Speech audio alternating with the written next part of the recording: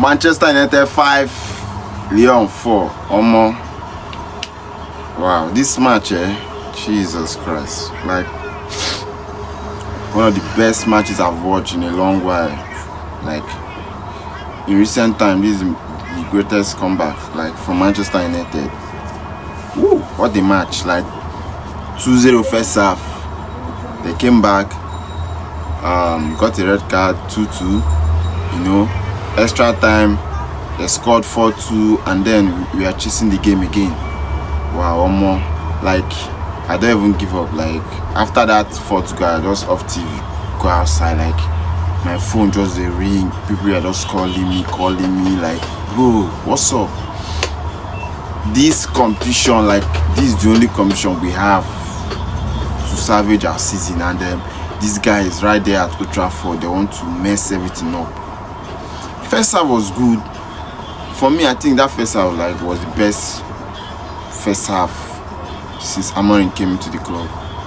They played everything well. They pressed, like, had chances, created enough chances. Lyon could not even come out of their box. They came on second half, and we had that chance that Garnacho missed, man. That chance nearly came to hurt us in this game. Had it been we lost this game, they would have referred it back to that chance this guy missed. But kudos to the boys. The mentality was there, and let's be fair. That red card really helped us. Had it been it was 11 versus 11, it would have been a different story altogether. But that red card helped us, and it added more pressure to them. And then Czech leaving the field also gave us more room to attack. You understand? Because that guy was a terror to our defense. It was a terror. Anytime he picks up the ball and is running into space, you just smell that something is going to happen. And something always happens anytime he holds the ball to run down at our defense. We have 5 defenders lining up, and still we are conceding goals like left, right, center. It was really it was a traumatizing experience initially, but thank God for everything.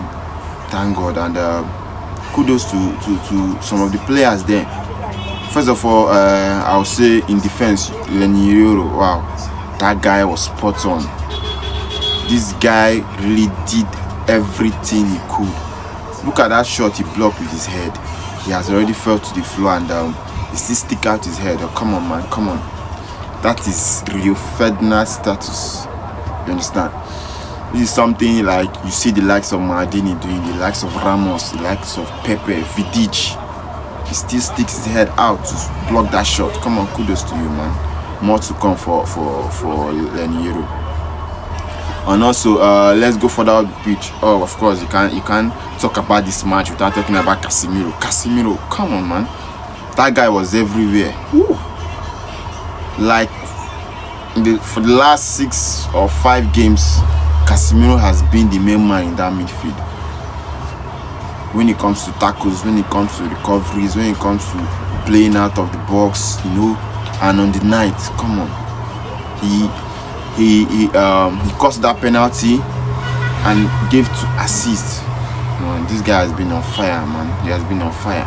I know there have been a lot of criticism, like some fans want him to go, especially early stage of the season, but this guy has come. He has picked form, and he's really nice, and it's of a great advantage to the club at the dying minutes of the season. So kudos to Casemiro. Like, kudos to him. I enjoyed this game. He did everything possible he could. He put his body on the line where he needs to put his body, gave passes and all that. Come on, a brilliant one for Casemiro. And also for Ugarte, he got the first goal, and that was really nice. Our 2 midfielders getting the goal for us. We know how we've been lacking goals in front of in the attack there, but they helped us today. And then going up front, of course, Dalot also scored a goal. He tried, but we know Dalot, his defensive abilities and all that. But going forward, he's really good, and he came up with the second goal in the first half. What a brilliant goal for him, and that gave us the advantage. But coming back into the second half, we just lost it. Like, we just lost it. And anytime they are pressuring us, like, for straight 5 minutes, Man United receiving that pressure, I always have this feeling that this defense will crack. They always crack, like they can't hold pressure.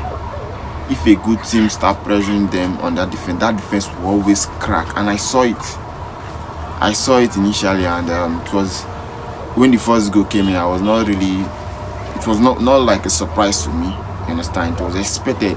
And then the second goal, man, that second goal was just a killer blow. I don't know what Maguire was doing in that. Like, why are you dodging the ball? Like, why? A cross comes in, and instead of you a defender to knock the ball out, you are dodging it. You understand? And thank God for everything.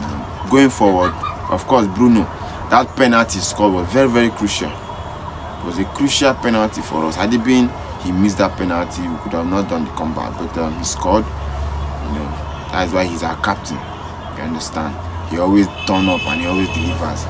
And for Lyon, I think Lyon needs to kick himself in his face, because how can you be the only striker available and still you are being substituted in the match, and they are playing Kobe Mino, Mount.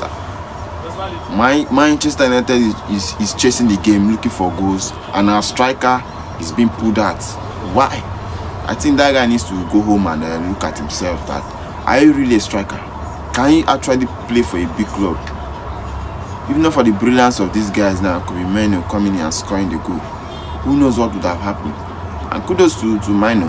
When I saw him playing in that 9th position, I was a little bit skeptical about it, but he tried, he delivered, and when he had the chance to score, he scored the goal.